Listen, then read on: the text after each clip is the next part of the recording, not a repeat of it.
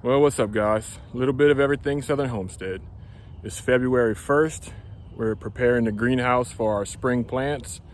We're out here on the bayou. You can see the water's pretty high. We've been getting a lot of rain. We had a cool front come through. Current temperature is 46. So what we're doing is we're setting up the greenhouse, we're cleaning it out, setting it up for seeds, get everything ready, get our lights on, our heat mat. We're gonna try something new this year. We're gonna try a Hoss heat mat. So I'll put a link in the description.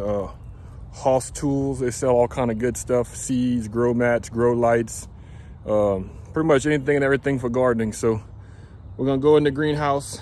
It's a little bit of a mess, you know, as the spring progresses and fall comes upon us, it becomes a storage house, and you got to start the process all over again. You got to clean it out, you got to get it ready, make sure power is good, make sure everything else is good. It's nothing special. It's actually belongs to my dad. I don't have my own greenhouse, and the reason why is because I only use it once a year, so I just come and use his. So we'll walk inside, I'll show y'all what we got set up, and then we'll get to planting.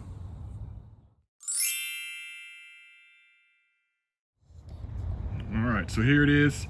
It's just a little greenhouse made out of old doors and old windows that was repurposed. It has a fiberglass roof that's I guess semi-clear. It's like that white kind of fog look.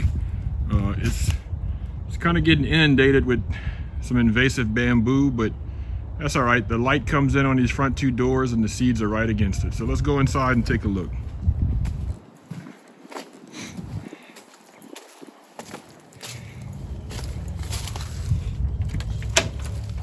All right, so this is what we got. So we have one raised seed bed shelf here, a couple lights suspended about 16 inches above them. That's the two exterior doors you saw a while ago. The lower left-hand corner is our power source where it comes in.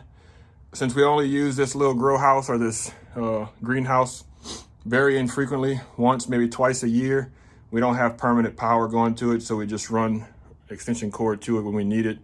That way it doesn't become a hassle when we're having to cut grass or do anything like that and move the cord. So what I'm excited about here is this new mat. This is, like I said, Hoss Tools germination mat. So this is 21 by 48, so it's pretty big. And then we got some of their signature series seeds, which I'm pretty excited about. These Mercury cucumbers are supposed to be some of the best. And then the red snapper tomatoes are also highly revered. So what we'll do is right now I just have it unfolded. I have some water jugs just kind of holding it flat to make it kind of lay out. But I have a whole bunch of little small starter grow pots. And then I also have my little block maker if we run out. So if you're not familiar with this, essentially you load it up with dirt and then you just press out 4 little grow blocks at a time. And then you can see here, it has little indentions that you drop the seeds in, and then you just go ahead and put a little dirt on top and get to growing. So we're gonna not use that unless we really need to, just because some of these plants are gonna have to be transported from here back to my house. So between that and then the soil blocks require a lot more watering, a lot more attention. And since I won't be able to be here every day, I'm gonna be relying on my dad to keep up with them. So I really just like to try to make it as easy as possible on them. So we're gonna monitor the temperature. I don't know if you can see, and the humidity. Current temperature in here is around, looks like 50 degrees, and the humidity is super high. So we're gonna have to work on that. We're gonna have to open up some ventilation and then bring that temp up once we get the power on. So let's get some of these little germination containers filled with dirt and ready for planting, and then I'll show you all the process as we do it. Stick with us and we'll get this done and be on our way to growing some beautiful spring plants for planting somewhere April is what we're shooting for. So like I said, it's the beginning of February. We'll let them grow in here for a month and a half or so. If we need to, we can always up pot them, but typically the little seed pots that we start with give you plenty of room for growth until they're ready to go in the ground. So this is just another view of the Hoss germination mat. You can see here it gives you some instructions, some warnings, and it also gives you a bunch of information about optimal temperature and how many days until you should expect germination. So I just wanted y'all to see this since the seeds were covering some of this pertinent information. And like I said, you can get this at hosstools.com. It was relatively inexpensive. It's made out of some really good material, so I think it should last quite a few years. So let's get this going and get these little seeds started. All right, so before we get started, just so y'all kind of know what we're using here. So I have this Jiffy seed starting mix. I really like it because of this coconut core here for drainage. So it really keeps the soil moist, but then allows it to drain to not retain too much moisture. And then it has vermiculite in it as well. But I like to add a couple handfuls of perlite to each bag and then go from there as far as using it in that mixture. So what I'm gonna do is I'm gonna mix this bag, 2 hands of perlite in a bucket, and then we'll start filling containers. All right, so what we have here is just your standard 5-gallon bucket. We're gonna take our Jiffy mix.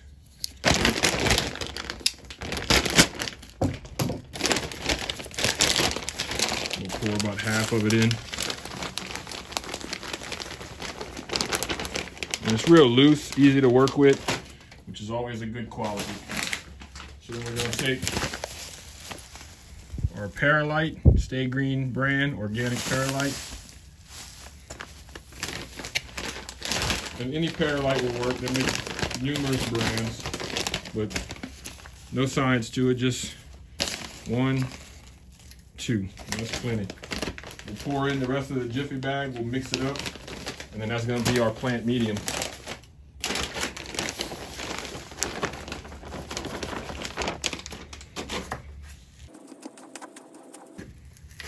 Mix it just real well there. And you can see it looks pretty good. Almost looks like the stuff you buy at the feed store or at the nursery yourself, huh? So we're gonna use that. We're gonna fill up our containers and then we'll get to planting seeds. All right, so what I have here is just a standard cardboard box from the nursery. Typically you buy plants in it, or they'll ship plants in these. Any kind of cardboard box works. I just use this, that way any dirt that falls, I'll be able to collect it and not lose any. So the first plants we're gonna start with will be our tomatoes. I'm just gonna use these standard 6-packs that we recycled. So we'll do that.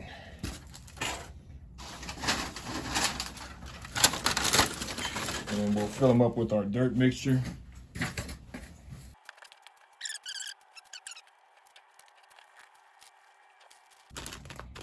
So you just want to lightly pack it in. These little containers are thin, so you don't want to do too much. But at the same time, if you don't pack it in, everything will settle and you won't have enough room for your roots when the seeds finally start to grow.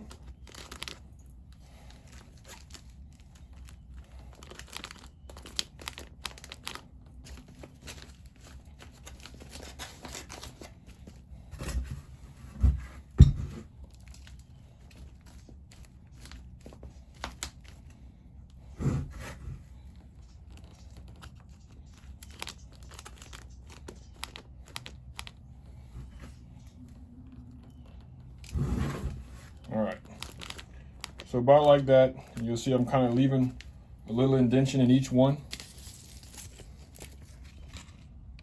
See if you can see that there. And that's where I'll drop each seed in. So these first tomatoes that we're gonna do are called red snappers. It says on the package, plant them about 1/4 inch. And then comes with a nice little labeling tag from Hoss. They make everything real simple on you. So a lot of folks will say put 2 per. I don't do that. I hate cutting out or thinning out the plants unless I really have to. We're early enough in the season that I can always replant if some of them don't germinate. Now, if 2 fall in there on accident, I don't make it a point to make it a big deal. So that, oh, that one. All right. So the next step is probably the most critical. So after you put them in there, all you want to do is just lightly sprinkle more on top. And then you can kind of pat it. You don't want to really go across ways because then you may dislodge the seed and move it, lose it completely. So just a light little handful on top. and always taking it out of the bucket. That way you know there's nothing else in it. For all we know, maybe a seed fell here on the side, and we just don't want to have to mix anything. I mean, if it happens, it happens, but with our tomatoes, we really want to try to keep them separated, because I'm trying to figure out which ones grow best in zone 9A, which is where I'm at. So just like that, and then just that simple. So that's 12 tomato plants planted. We got a lot more to go, so we're gonna get some knocked out. We're gonna do, like I said, tomatoes. We got cucumbers, we got bell peppers, we got squash, we have all kind of things, zucchini, eggplant, string beans. You know, some of these things take longer to germinate, and then they take longer to mature. It just kind of all depends on what you looking to do or what your intentions are. String beans, I typically plant them directly in the ground and just let them grow from there as spring approaches. But tomatoes, bell peppers, eggplant, any kind of jalapeno, I like to plant and germinate in the greenhouse. Things like squash, zucchini, string beans, and cucumbers, you can plant in ground. Sometimes I'll plant cucumbers early to try to achieve 2 crops in one season, but it just depends. So we're gonna do tomatoes, we're gonna do eggplant, we're gonna do bell peppers, and that's it so far for sure. And then the rest of it we'll decide. This is my first time using this mat, so it's all gonna depend on how many little containers I can fit on this mat at one time. So we're gonna knock out the rest of these, and then we'll show y'all how it looks when we're done. All right, so we got it all done. We got tomatoes, bell peppers, some chocolate bell peppers, some eggplant, some jalapenos, zucchini, squash, and 2 different kinds of cucumbers. So I apologize for the audio. It's actually starting to kind of rain. I guess that explains why the humidity is so high. But you've seen this sprayer before. I've used it in other videos. We're gonna use this to just lightly mist and wet all the soil and get the process started. And then we'll turn the lights on and really start the process. So like I said, it's raining, humidity's high. That's all good things. So all we gotta do is wet the soil, start the lights, and get the seeds germinating. So let's do that.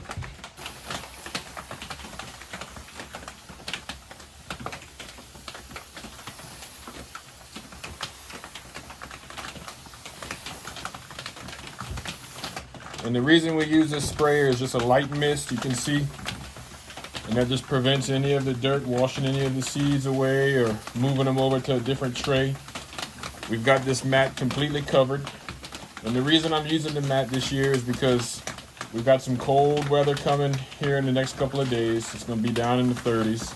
So I really wanna make sure that these little seeds stay warm and they continue to grow and germinate. And just a warning, anytime you're messing around with electricity and water, just make sure you're safe.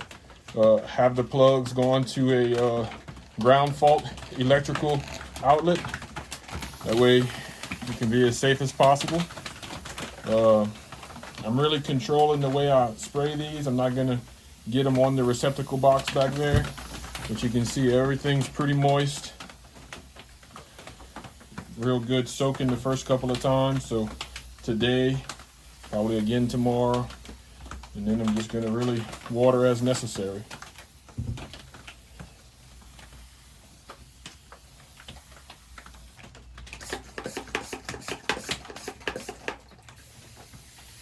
And this is some rainwater like usual. And that looks pretty good.